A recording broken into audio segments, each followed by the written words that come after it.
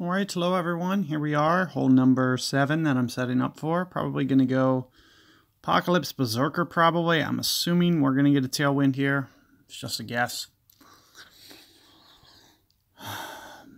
But could be, could be wrong. A lot of different ways that this could be set up for this hole.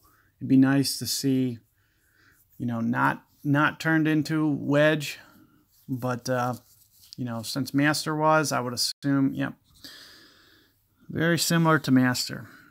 And here you can see my opponent, Poc 6. You're going to be able to go for the green if you want, for sure. I'm sure even I can go for the green. Not sure why my opponent isn't really looking at that as an option, as it's definitely the thing that, I would recommend doing. Would be, instead of trying to lay back here for a short iron, almost can kind of guarantee it if you can get up by the green. So that's where the Berserker comes in. And another thing that you'll probably want to do is definitely hook the ball. What that's going to do is it's going to create extra momentum. You'll see that I'm pretty much just going to use straight topspin. I don't think, getting it right enough is going to be the biggest issue here. So, I can pretty much get away with straight topspin.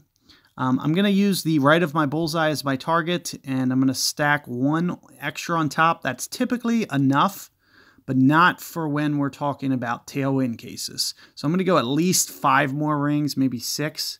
So it looks like I'm pointed out of bounds slightly. And this should be in the ballpark. I can't say for sure that it's going to be ideal, but I did land right on the middle, and you can see just into the bunker. So I just need to get, it worked out to where, just go just a little bit more. Alternatively, I could probably just counter side spin it a little bit, but I am just going to try to throw on that top and maybe just, increase my rings. I could essentially go 2 full targets or so. Since I went about 1, I moved 1 and then half of 1, I could just move 2, for example. And that should be able to get me somewhere up in here. And when I'm up in that fairway up there with wedge range, we're really going to give ourselves a great opportunity here for the albatross.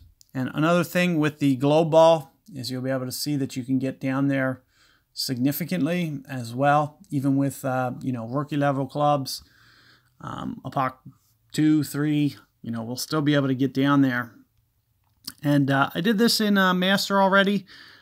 With something with 100, I think this has 90 accuracy. So I'm thinking, maybe somewhere around 4.4 per ring or so is going to be about the ring adjustment. I did this in Master. It was 4 per ring. And I would imagine, it's going to pretty much follow suit. All clubs, since this one's about 80, I'm going to go about 4.4 per ring, which should be around this adjustment. Other than this, it'll pretty much just come down to perfect ball.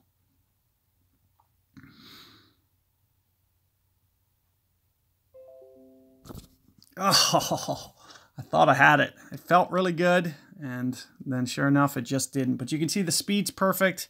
Right around 2.5 rings there is perfect. As I mentioned, 4.4, 4.5 per ring, somewhere in that ballpark.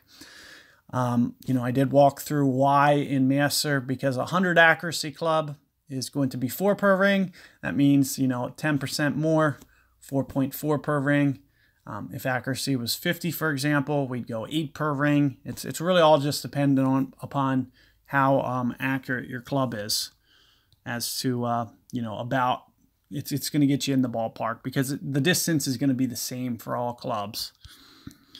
So with that in mind, very straightforward, easy chance for you guys to pick up a nice albatross. Hopefully you'll avoid that bunker though. I would assume you won't be in there come opening rounds. You'll probably have all the bugs worked out by then. But in case something does go wrong for whatever reason, you get a bad bounce or anything, just keep that in mind for that sand shot. Good luck, and I'll catch you guys on the next one.